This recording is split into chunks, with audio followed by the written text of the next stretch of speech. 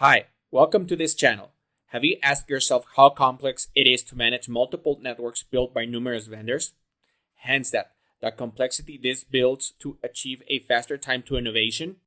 Wouldn't it be great to manage all my different form factor networks from a centralized point?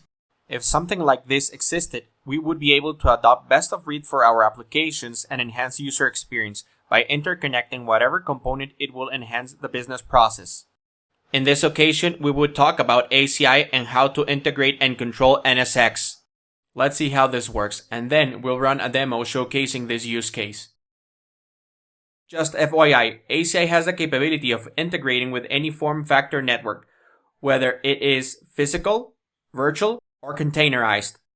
In this case, we will integrate with NSX to utilize ACI well-known and simple constructs to manage the overlay network and create a single policy model that will allow to share your policies and compliance rules to any form factor network. Hence speed your path to innovation. For this exercise, we will utilize version 6.05h on ACI, and on NSX, we are running code 4.1.2. Now, with that being said, ACI's controller will be in charge of pushing policies to the networks managed by it. Let's explore the architecture behind this use case. We have an ACI fabric already running and with some ESXi servers connected to the leaves. A vCenter is managing the server cluster, business as usual. For this video, we will not go into detail on how to do the integration. We rather show the use case and benefits, then demo a migration scenario to a fully ACI network. Now, moving forward, we have some VMs that are connected to NSX VDS switch, pushed by NSX Manager, which is running as a VM. The first thing that we should have in place before we start with the integration is our access policies, VLAN pools. Try to remember this range for the demo at the end.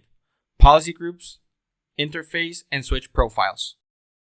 Once that is in place, we can integrate ACI with NSX Manager. This action will push a transport zone to NSX Manager.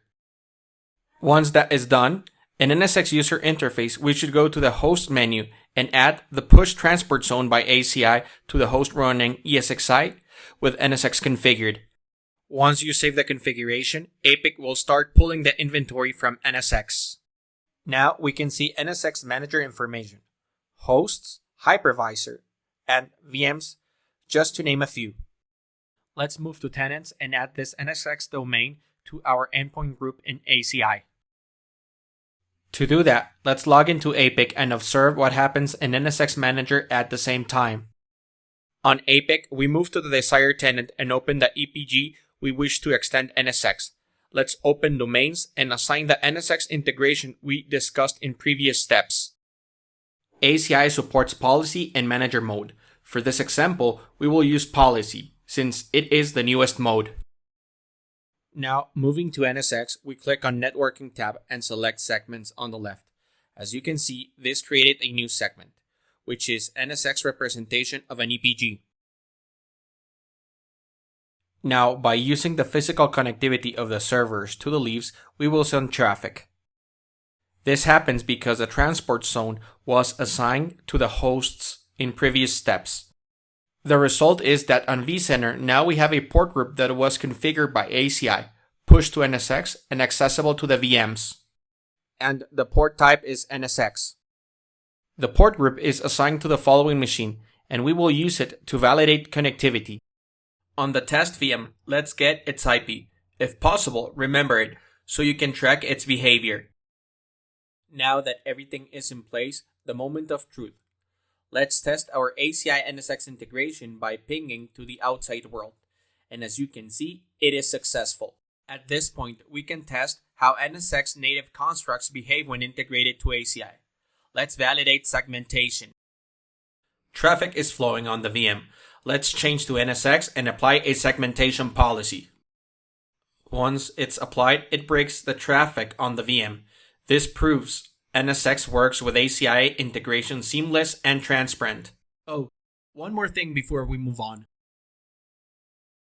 Let's return everything back to normal and see what happens. Traffic starts flowing. Pretty cool, huh? Now, imagine what if you could migrate your network from NSX controlled to ACI and achieve the any form factor benefits for segmentation, routing without the need for tier 0 or 1 routers that could potentially become a single point of failure. Oh, and better yet, without network disruption. Are you ready? Let's explore this use case. Let's explain the migration scenario. First, we have server 1, which has the NSX integration discussed in previous steps. And on server 2, we have ACI VMM native integration. If you would like to know more, please scan the QR code on screen. On server 1, we have a VM with address 192.168.207.102 that is connected to an NSX port that has an end cap with VLAN ID 600, inherited from the VLAN pools discussed in steps before. Now that we know at a high level the construct of our topology, we will migrate in vCenter the VM from the NSX control host to the server with the ACI VMM integration. Traffic should not drop on the VM, allowing continuous operation of the workload. This is due to ACI SDN capabilities and its any network feature, allowing the stitching of multiple environments under the same management. Let's continue to demo this scenario. As you can see, the VM has connectivity. Now we will shift to vCenter to migrate the VM from host.53 to .52, which has the ACI native VMM integration. When the VM migrates, it is going to utilize a new port group that is part of the EPG in ACI, and it will change VLAN encap for 1 in this range, because the pool is being utilized by the ACI VMM integration VDS. With this continuous ping to the VM, we will validate the status of the communication during the migration process. Let's vMotion business as usual, selecting a new host and storage resource.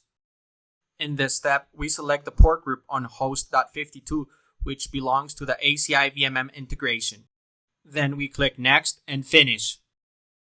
The migration begins, and we can validate communication is still working. In a few moments, the task will be finished, and the VM will be nested on host.53, maintaining its communication. As you can see, the process finished, and connectivity remained. This is business continuity at its best. Now you have a network that will allow you to adopt any component that makes sense to the business, extending segmentation and control to multiple networks, not only the virtual environment. This is the power of ACI.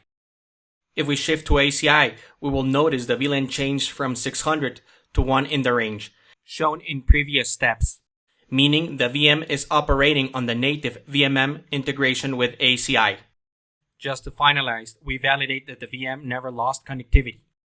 Now you know how simple it is to migrate from NSX to the power of ACI. Hope you found this information valuable. Thank you very much for making it all the way through. Hope to see you soon. Bye!